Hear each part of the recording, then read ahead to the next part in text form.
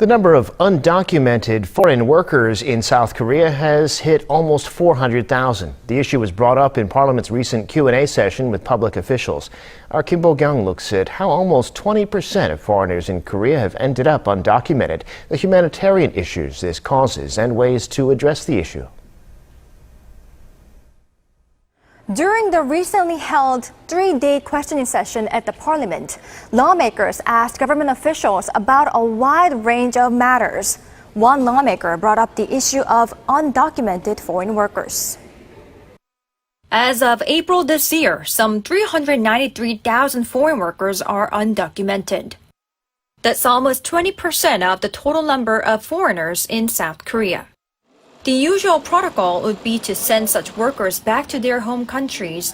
But given that most of the undocumented foreign workers are at short-handed workplaces in the agricultural and fisheries sector, both sides in Parliament agreed that this wouldn't be the best way to tackle the problem. 시급한 상황이라고 생각합니다. 저도 그렇게 생각합니다. 지금 막지 않으면 지금 우리 사회에 있는 점점점 수면 위로 오르고 있는 외국인 혐오 감정이 폭발할 수도 있고요. 결국 지금 불체자를 단속해서 다 몰아내자 이건 답이 아니다. 동의하시죠? 예, 저희도 그런 입장을 가지고 하고 있지는 않습니다. While it is possible that some of the undocumented workers entered the country by abusing policies such as visa-free agreements, many originally arrived in Korea on visas that are tied to their workplace. Most of those who work in basic key industries get a non-professional E9 visa. If extended, they can stay for up to 4 years and 10 months.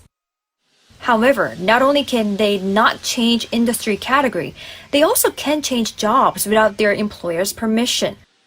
The only exceptions to this are if the company has gone out of business, if they could not get paid, or if they have proof of violence or harassment. Most of the time, the work they do here in South Korea is tough. Due to lots of problems at their workplace, there are some who ask to move somewhere else. When they cannot get permission, they leave and become undocumented. Another program that has seen problems is the seasonal worker program. It is a program through which local governments invite temporary workers to work in farming and fishing villages during the busiest times of the year. They can only stay in the country for up to 5 months. Experts say this is unrealistic. We designate working place, very specific.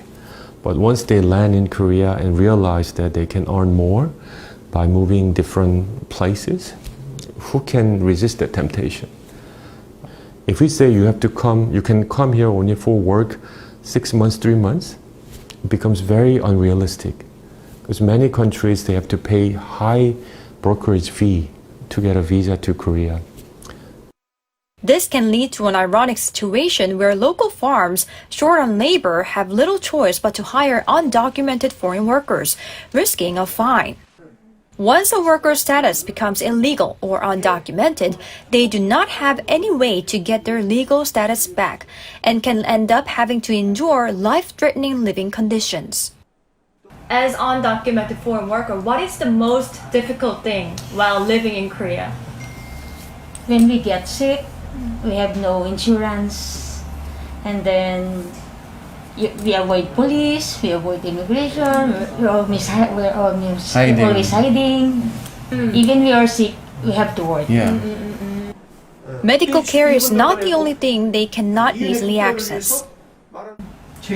They finished working at the company they have recently been at for 5 years. They did not get the severance pay. It is common for business owners to pocket the money. It is impossible for undocumented foreign workers to be part of the basic social security system.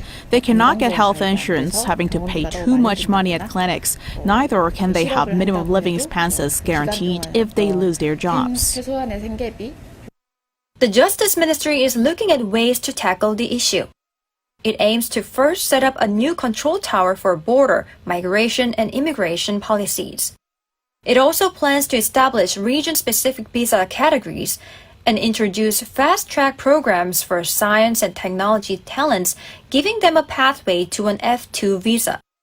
The lawmaker who brought up the issue says He agrees with ministry's plan to establish a control tower that can coordinate with various ministries and agencies for a more holistic approach to the issue. Laborers are not robots. They are coming here not just for 8 hours of working. They're coming and they will live in Korea 24 hours. Sometimes they meet their spouses in Korea. Where they live, what they do after work, is all should be part of our labor policy. As the lawmaker points out, the issue is wider than just work and employment, and the country needs to start a candid conversation with different stakeholders in our society. 김보경, 아리랑 뉴스.